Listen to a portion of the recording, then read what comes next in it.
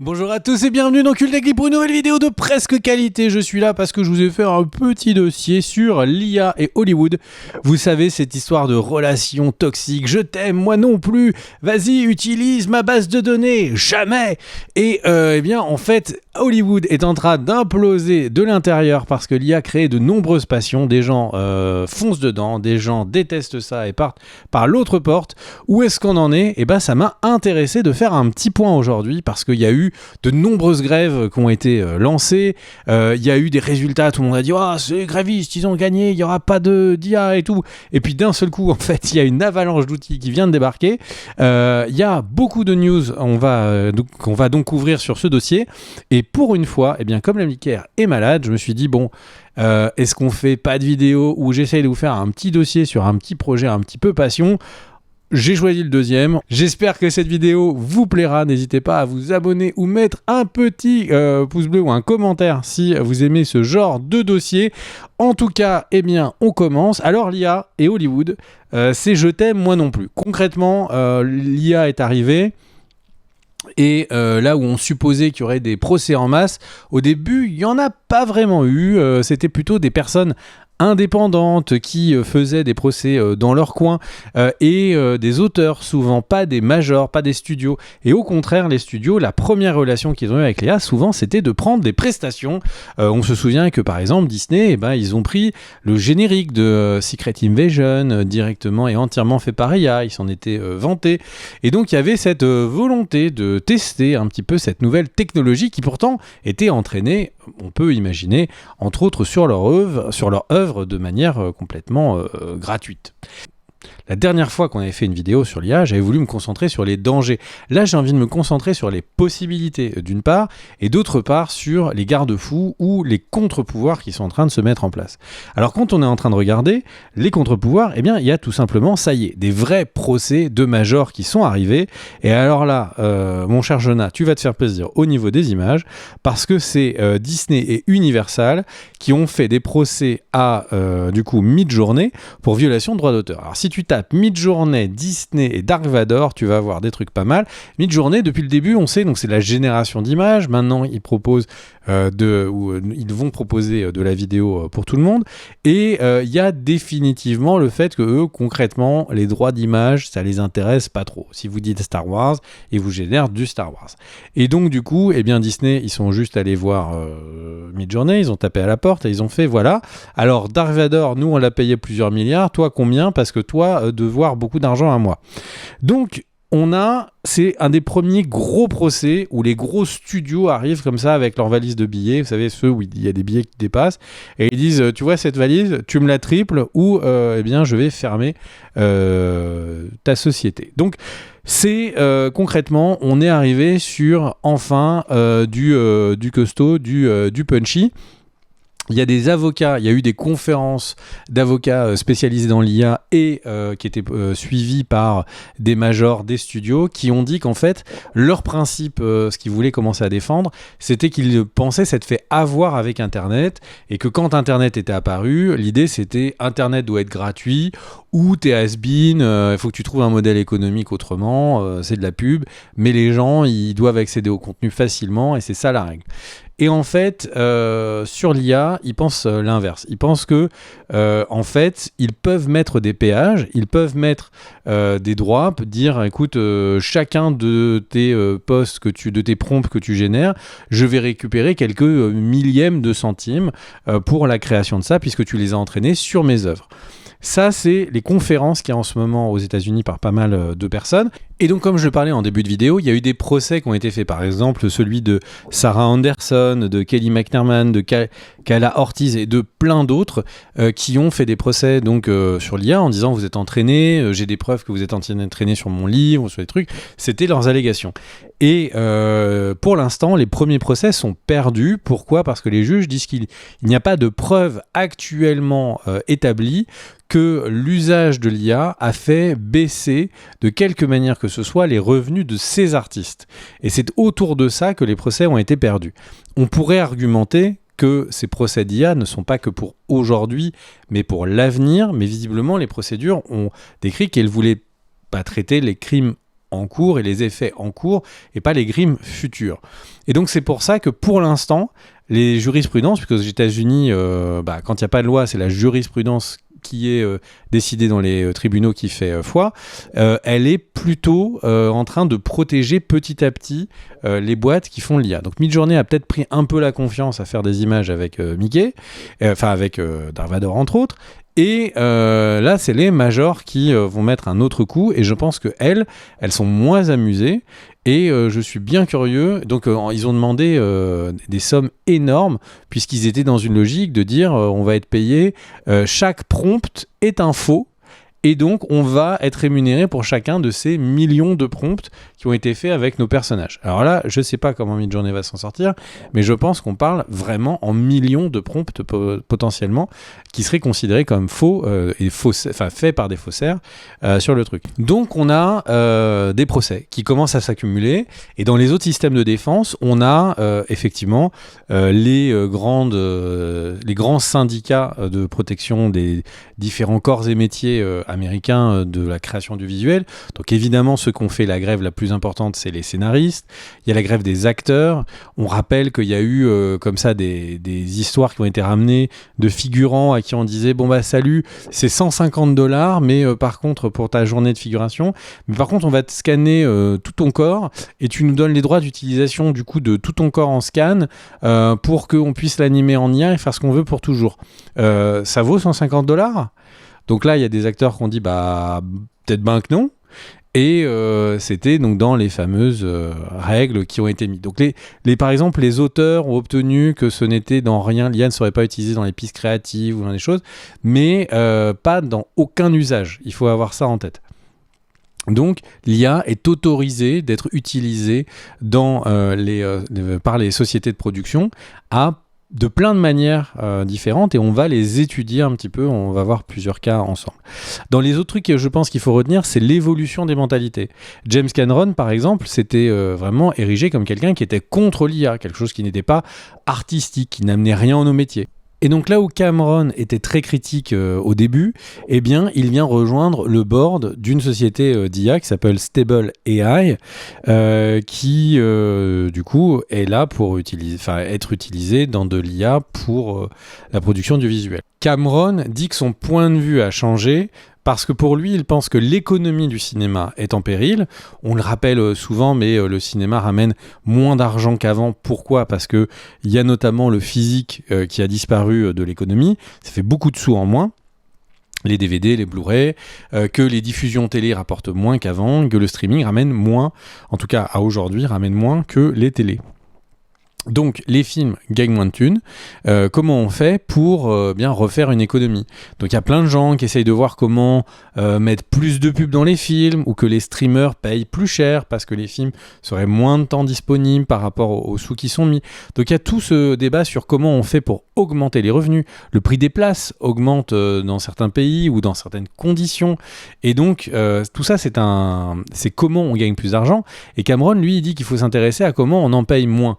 Et effectivement, des films qui sont à 200-400 millions de dollars, la promesse est de dire qu'est-ce qui se passe si en fait on utilise l'IA pour couper les coûts par 50%. Et alors pour info, dans le monde de l'animation, donc des dessins animés, films d'animation, il y a des studios, il y a des personnes qui avaient évoqué des économies jusqu'à 80% du budget.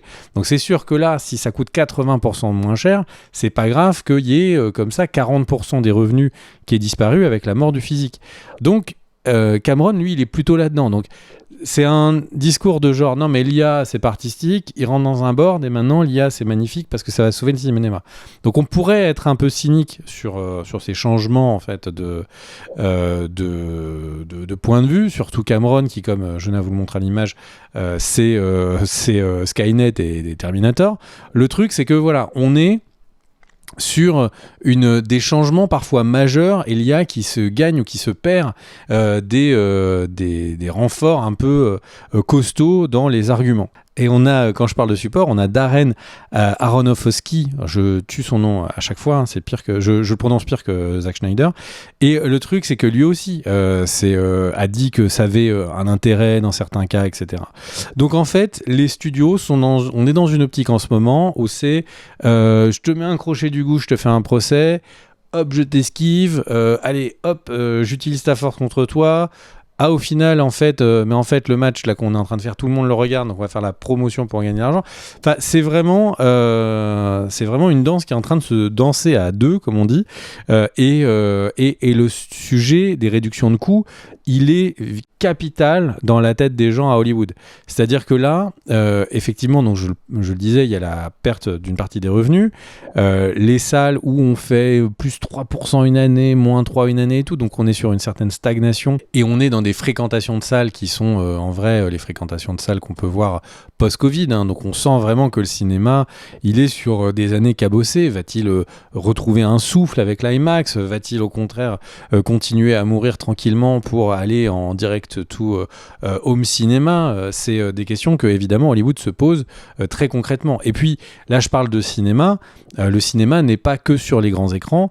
De plus en plus de films sont faits maintenant directement pour les plateformes de streaming, où le combat se fait sur la quantité de contenu, et donc évidemment c'est eux aussi qui poussent à avoir une masse de films produits plus facilement, en moins de temps, et qui coûtent moins d'argent.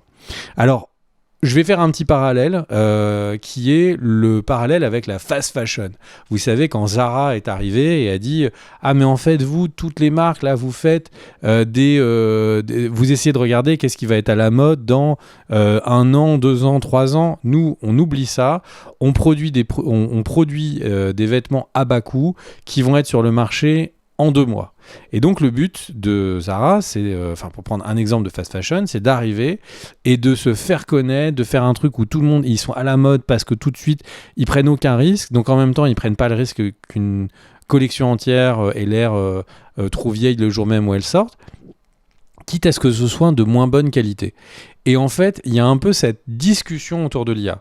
Est-ce qu'on pourra faire des films plus rapidement, moins chers, et qui du coup seront plus dans l'air du temps tout de suite? C'est-à-dire qu'effectivement, si on a un moment, les gens qui s'émeuvent très fort autour d'un truc politique, les droits de douane, une guerre, qu'est-ce qui se passe si au lieu de mettre 2 ans ou 3 ans pour produire le film, on mettait 2 ou 3 mois? Parce que la post-production, on filme les gens rapidement, et je vais en parler parce qu'ils sont vraiment en train de travailler sur ça.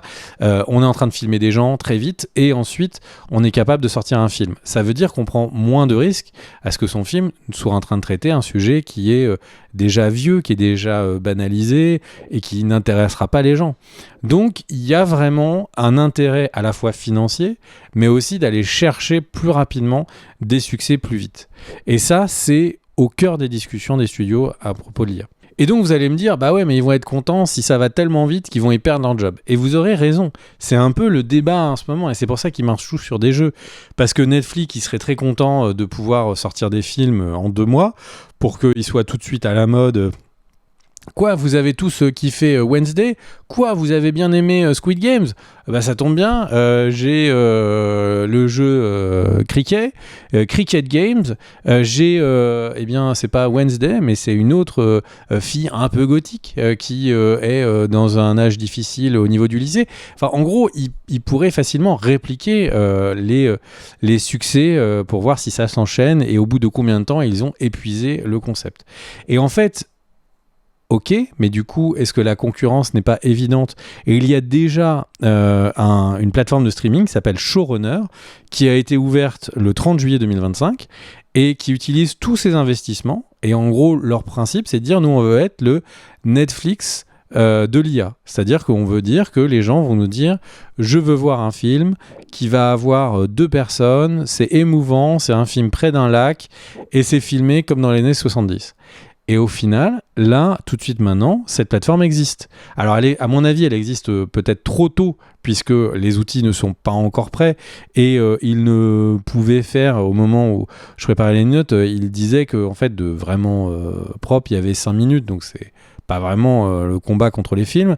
Et puis la question, c'est est-ce que c'est 5 minutes de qualité? Pour l'instant, c'est pas vraiment les retours qu'il y a. Et donc, en gros, il y a ce principe de se dire, ok, mais qu'est-ce qui se passe si donc, en fait, Disney va dire, moi j'ai les droits de tous les Marvel et vous pouvez créer tous les films de l'univers Marvel que vous voulez. Et puis ça, c'est les acteurs qu'on a en droit. Alors vous pouvez faire les films avec les 4 Fantastiques, mais c'est Brad Pitt qui est Mister Fantastique. Donc en gros, le truc, c'est qu'on sent qu'ils savent tous que là où ça va partir pourrait être un endgame ou en tout cas un échec et mat pour eux, et c'est pour ça qu'il y a ce côté je marche sur des œufs, j'utilise ta techno mais je te fais un procès, et c'est vraiment quelque chose qu'on sent tout du long en fait dès qu'on s'intéresse aux questions de la place de l'IA à Hollywood. Alors Kerr, s'il était là, vous dirait tout de suite, oh moi ce futur ça m'intéresse pas, les films faits par IA ça m'intéresse pas, je veux des trucs faits par des humains. Est-ce qu'ils sauront qu'est-ce que c'est que ma vie à moi qui comme ça va récolter la betterave dans les champs? Le truc c'est qu'en fait le sujet il est pas vraiment là en vrai tout de suite maintenant, parce que il y a des films faits par IA, c'est pas vraiment le sujet qui est en train d'intéresser ou de fasciner les gens. On dit pas à une IA fais des films. En tout cas ce qui se passe là aujourd'hui, c'est qu'on dit à des IA j'ai envie que tu me fasses des choses comme ça, et on crée, et l'IA va faire les images qui vont être promptées par les gens et demandées par les gens. Ça donne quoi? Ça donne qu'il y a des chaînes YouTube qui sont des gros cartons et qui par exemple vont faire uniquement des vidéos faites par IA et qui sont montrez-moi les X-Men mais dans le look Panavision des années 60-70 et avec tel narrateur, etc. Et on a effectivement des petits courts-métrages de 2-3 minutes qui sont des faux trailers souvent, puisque le faux trailer permet d'en raconter beaucoup en très peu de temps. Et il y a des chaînes qui sont des extrêmement gros cartons. Et les gens, donc il y a des créateurs qui se disent, parce qu'il faut bien être le créateur de cette œuvre, et qui se disent, ok, j'ai eu l'idée du Panavision avec les X-Men, ça va être ça le pitch du film, et qui vont faire quelque chose qui va être parfois hit and miss, il va y avoir des choses qui vont marcher, des choses pas, mais c'est des concepts, c'est pas l'IA qui a trouvé ce concept, c'est quelqu'un qui a trouvé un concept pour sa chaîne, qui avait envie de voir des films faits en Panavision, mais avec de l'IA. Bon, là, on a une version Mario True Life. Et donc, le truc, c'est qu'en gros, on a ça. Alors, évidemment, ils possèdent souvent pas les droits de Mario, pas les droits des X-Men. Et donc, on n'est pas vraiment dans un vide juridique. On est plutôt du côté de si la loi devait se prendre le sujet, elle leur taperait sans doute sur les doigts. Mais imaginez la même chose, des créateurs brandés Disney, qui feraient donc les œuvres de Disney rapidement, des petits courts-métrages intéressants et tout. Et dans ce sens-là, il y a des choses qui s'organisent. Par exemple, il y a eu aux États-Unis un festival qui a été fait par IMAX, donc les formats grand format, et Runaway AI, qui ont fait un festival, le Runaway AI Festival de 2025, où en gros ils disaient, donc c'était dans 10 villes américaines, ils disaient n'importe qui peut soumettre des films générés par IA et ils rentrent en compétition. Il y a eu 6000 films qui sont rentrés en compétition. Donc en gros, il n'a jamais été aussi facile à des gens de faire des films. Puisqu'on est en train de dire, tu sais, le truc, là, il faut 10 millions pour pouvoir faire ton film, parce qu'il faut tout ce qu'on a. Il y a Acapulco, il te faut des acteurs chers, il va falloir une grue de 10 mètres pour aller faire ton plan qui est du ciel pour descendre petit à petit sur les gens. En fait, ça, ce besoin-là, il est en train de disparaître. Ce qui est dommage là-dedans, en vrai, c'est qu'on n'ait pas les interactions avec les humains, qu'on n'ait pas les émotions avec les humains, mais des jeux d'acteurs.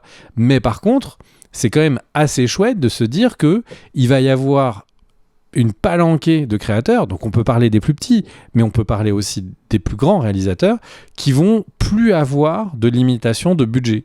On va voir quelle est leur vision directement.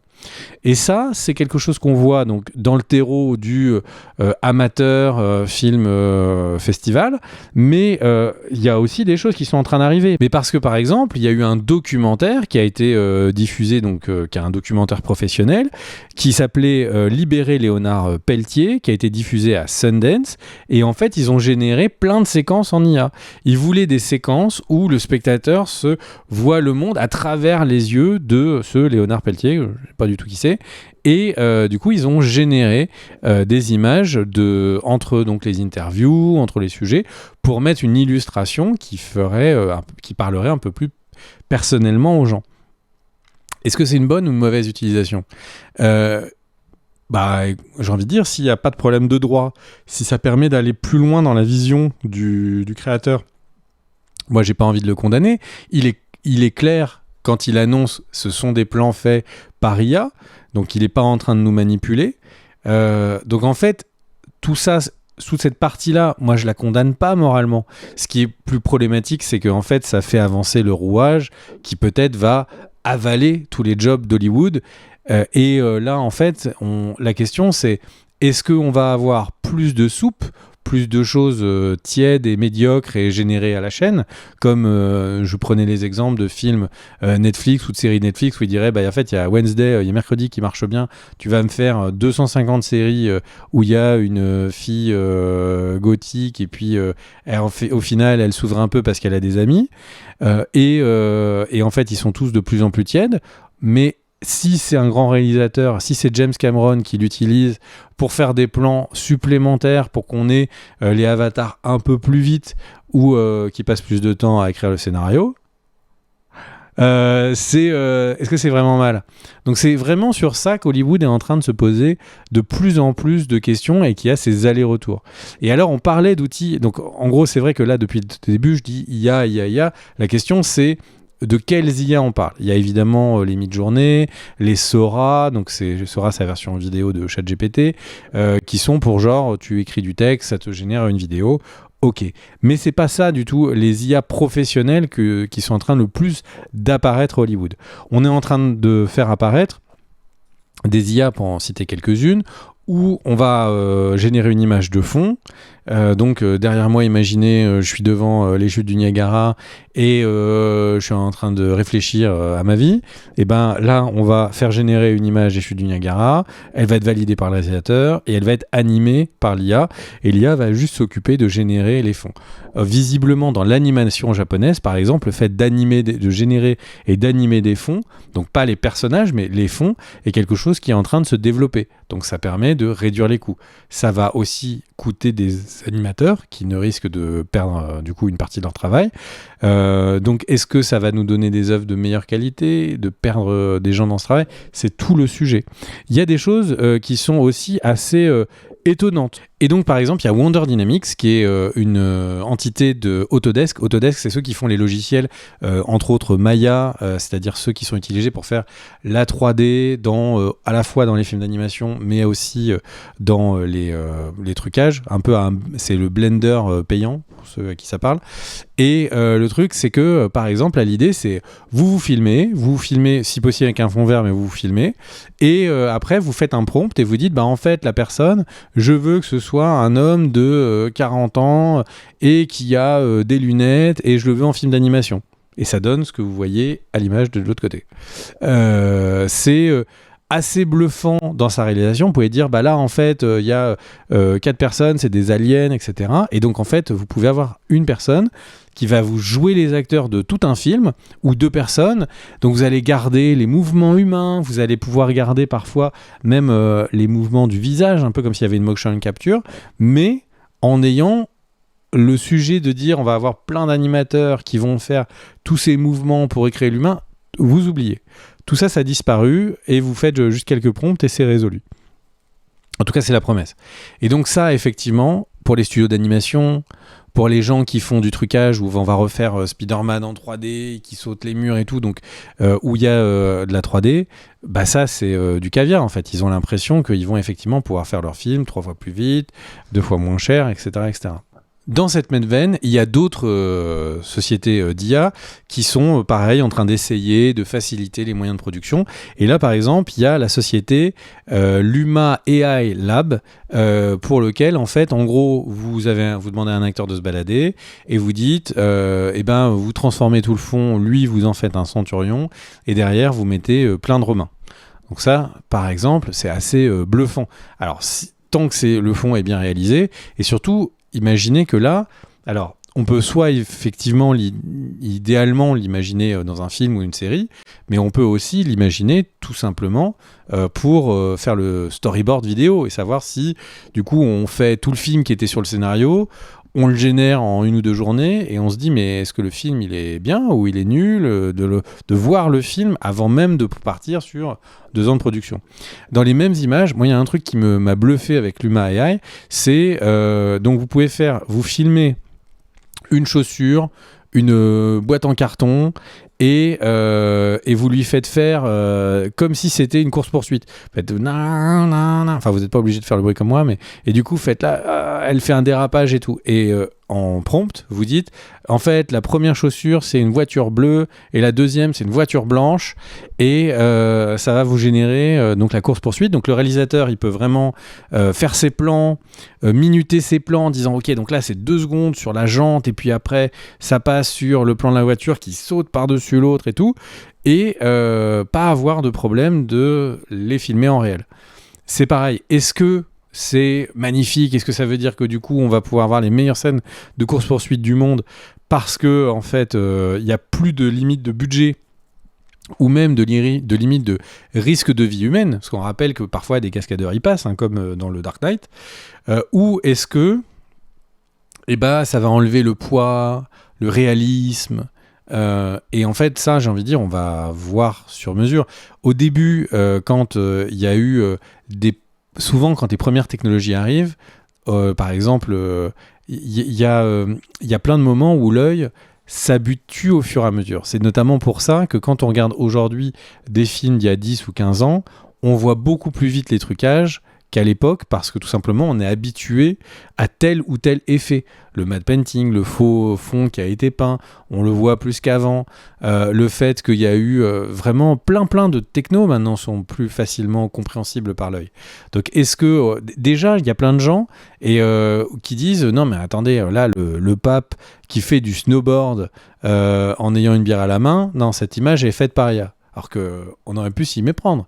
Et donc le truc c'est que il y a vraiment, je pense, l'œil humain va s'adapter, et puis après ça va être le jeu de la chat à la souris, notre œil va s'adapter, eux ils vont essayer de s'améliorer, et voilà. Mais il y a vraiment, en fait, le sujet il est vraiment gris là tout de suite, parce qu'il y a effectivement le fait que des IA sont entraînées sur des œuvres sans le dire aux auteurs, donc ça, dans les tribunaux, il va falloir déterminer si c'est définitivement un vol ou pas. Il y a à côté de ça les studios qui disent non mais on va les utiliser, ça va peut-être sauver le cinéma, mais il y a les techniciens qui disent bah attendez, sauver le cinéma, c'est qui le cinéma? Parce que nous on est tous en train de perdre notre job. Il y a les gens qui disaient souvent bah, je n'arrive pas à entrer dans le cinéma, j'ai les idées, j'ai le talent, mais je connais pas les gens pour pouvoir produire mes images, me donner le budget. Bah là les barrières vont tomber. Et à côté de ça, il y a nous les spectateurs qui disons wow, quoi? On va avoir 1 million de nouveaux films par mois? Mais c'est quoi ce truc? Donc en fait, il y a tout ça qui va se clasher, se mélanger. Et effectivement, moi je pense que le plus gros sujet là-dedans, c'est combien de films ça va faire par jour. Parce que dans une autre industrie qui est le jeu vidéo, les lapsus, c'est les jeux à très gros budget. En fait, les gens ont de moins en moins envie de les faire parce qu'ils se disent je vais faire un jeu pendant 3-4 ans avec un budget de ouf, j'arrive, je vais me faire fracasser et c'est un jeu indépendant fait par 2 personnes dans leur cuisine qui va récupérer la gloire. Donc en fait, c'est vrai que la surproduction de jeux est un des arguments pour faire que le marché du jeu vidéo, il grossit tous les ans, mais le marché du jeu vidéo pour les éditeurs de jeux vidéo, il rapetit parce que les gens font quelques jeux, il y a quelques gros jeux qui sont joués par une grande majorité des joueurs, et après, le temps qui reste, il est entre les jeux AA, AAA et jeux indépendants. Et en fait, dans le ciné et dans les séries, ça risque d'être un peu la même. Peut-être qu'on va être de plus en plus à regarder des films et des séries et des shorts et tout ça. Mais si au final, il y a de plus en plus d'auteurs, ça va être difficile pour les studios de trouver une économie. Donc s'il n'y a pas d'économie pour les studios, ça veut aussi dire, est-ce qu'il y a un chemin pour en faire sa profession? Et c'est aussi un des sujets qui est derrière, parce qu'il faut que les gens qui arrivent sur le métier puissent de manière pérenne se voir un avenir dans les 10 ans, 15 ans. Et là, c'est vrai que du senior au junior, il y a une vraie Enfin, c'est pas inquiétude, il y a un vrai gros point d'interrogation sur où part cette industrie. Et nous, en tant que spectateurs, et les spectateurs vont juste voir ce qui va être produit. Moi, je pense que c'est une période qui est à la fois flippante et intéressante.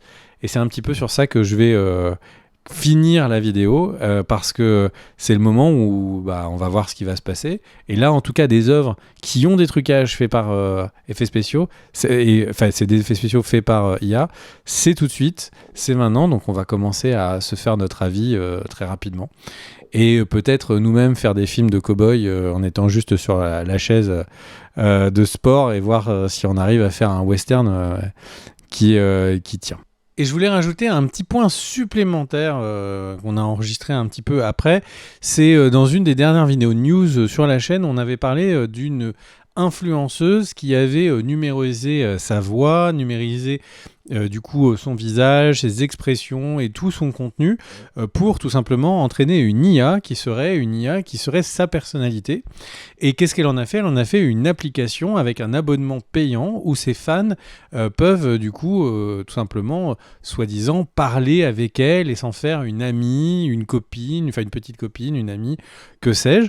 Et du coup, c'est un phénomène qui fait beaucoup discuter à Hollywood également. Tout simplement parce que effectivement c'est une espèce de nouvelle ligne de revenus potentielle pour les influenceurs qui souhaiteraient vendre une espèce de fausse proximité avec des fans, mais également forcément du côté d'Hollywood on y réfléchit avec les acteurs simplement, mais aussi et plus directement avec des personnages. Puisque du coup, effectivement, imaginez que vous avez un abonnement payant pour pouvoir discuter avec tous vos super-héros préférés chez Marvel, avec, quand vous êtes enfant, de parler avec vos personnages de Vaiana, ou de parler avec le doc qui vous explique les sciences pour vos études du soir. Le doc et Marty, je parle du Retour vers le futur. Et c'est... alors, c'est un petit peu terrifiant, je vous l'avoue, mais en même temps, face à cette Hollywood qui cherche en permanence des nouvelles lignes de revenus, c'est quelque chose qui est effectivement un trend qui pourrait éclore, ou en tout cas des tentatives pourraient éclore. C'est pour la première fois. Et donc cette influenceuse qui est Vicky Waldrit et son application qui est Call Vicky. Je sais qu'il y a des chats vocaux qui existent du côté de Blooming Talk pour les fans de K-pop et que du coup ça donne beaucoup d'idées à beaucoup de personnes, puisque effectivement là je parle du cinéma série, mais évidemment le monde de la musique ne va pas s'en priver. Donc on peut présupposer que ça va être un nouveau trend dans les années qui viennent. On se retrouve pour une prochaine vidéo. Comme j'ai dit en intro, si ce genre de dossier vous intéresse, n'hésitez pas à le dire pour que j'ai pas l'impression que j'ai juste déblatéré tout seul dans ma petite chambre, et qu'au moins ça vous intéresse les recherches que j'ai fait. Des bisous à tous et un petit mot pour Kerr. J'espère que tu vas vite te remettre. Des bisous à toi. Reste bien sous la couette à te reposer. Et on se retrouve quand t'es très fort et quand vous avez tous envie de revenir voir une vidéo très très vite. Des bisous. Ciao. Et n'hésitez pas à partager, car le partage, c'est la vie.